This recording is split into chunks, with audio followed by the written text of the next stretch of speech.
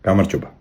ეს არის ერთ კანონდარღვევაზე გამოწერილი ორი ქვითარი. ხაობა იმაში მდგომარეობს, რომ ეს არის შეცდომით შევსებული ქვითარი, ეს არის სწორად შევსებული ქვითარი. 3 თებერვალს 2026 წლის თბილისში კორნელი კეკელიძის და ნაფარეულის ქუჩების კვეთაზე პირველ საათსა და 40 წუთზე შეჩერებული იქნა მოქალაქე ლევან ჯობავა, რომელიც კედელზე აკეთებდა საღებავით წარწერას მაღალი ფასები, დაბალი ხელფასები, ხალხს შია. ეს არის 150 მუხლი საქართველოს ადმინისტრაციულ სამართალდარღვევათა კოდექსის ჯარიმის ოდენობა 1000 ლარი. აქ მითითებულია ჯარიმის ოდენობა 500 ლარი. როდესაც ეს ფაქტი მოხდა, დავაკეთებდი წარწერას, მოვიდა პატრული, ძალიან ისე კონსტრუქციულად, მითხრა რას აკეთებ, უთხარი რას ვაკეთებდი, გავიდა, გადარეკა, მოვიდა კიდე ერთი ეკიპაჟი პატრულის, მოვიდა 2 თეთრი ჩაბურული შკოდა, საუბარი იყო 7 გამოკითხვა, ყველაზე მეტი კითხვა ეხებოდა იმას, რაზე ვიყავი 174 მუხლით დაჯარიმებული და უხსნიდი, რომ ეს იყო რუსთაველის გადაკეტვის ჯარიმები. მე იყო ფოტოების გადაღება, რაღაც გადარეკვები, გასვლები, დალაპარაკება ერთმანეთთან და დაახლოებით 40 წუთის მერე გამომიწერეს ეს ქვითარი, რომელიც არის შეცდომით გამოწერილი.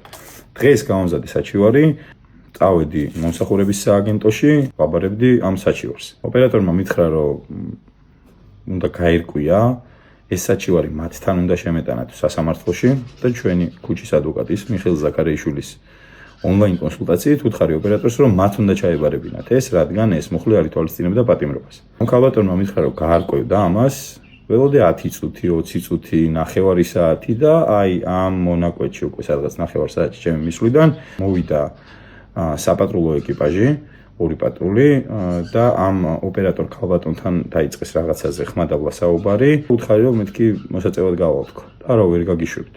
რა შეგე ვერ გამიშვებთ, მეთქი 40 წუთია გელოდებით ხმამის და გავალ ხა მოუწევ და შემოვალ. რომ გავედი დაზღვევად გამოყვა ეს პატრული და იქ შორი ახლოს იდგა და რომ შევბრუნდი უკვე ამ ქალბატონმა მითხრა, რომ პირველი ქვითარი ეს იყო შეცდომით შევსებული და უნდა გაუქმებულიყო და ჩაებარებინათ ახალი ქვითარი. მეთქი გავივლი ადვოკატთან კონსულტაციას თქო, მიშამაც დამიდასტურა, რომ შეგიძლია ჩაიბარო ქვითარიო და ჩავიბარე ქვითარი. თქმა უნდა, ამ საჯარიმო ქვითარსაც გავასაჩივრებთ.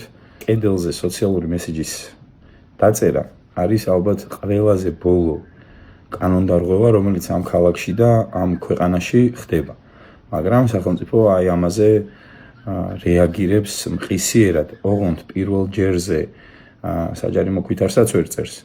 საქმე კეთდება არაეფექტურად. ეს არ არის ვანდალიზმთან ბრძოლა, ეს არის შინაარსთან ბრძოლა.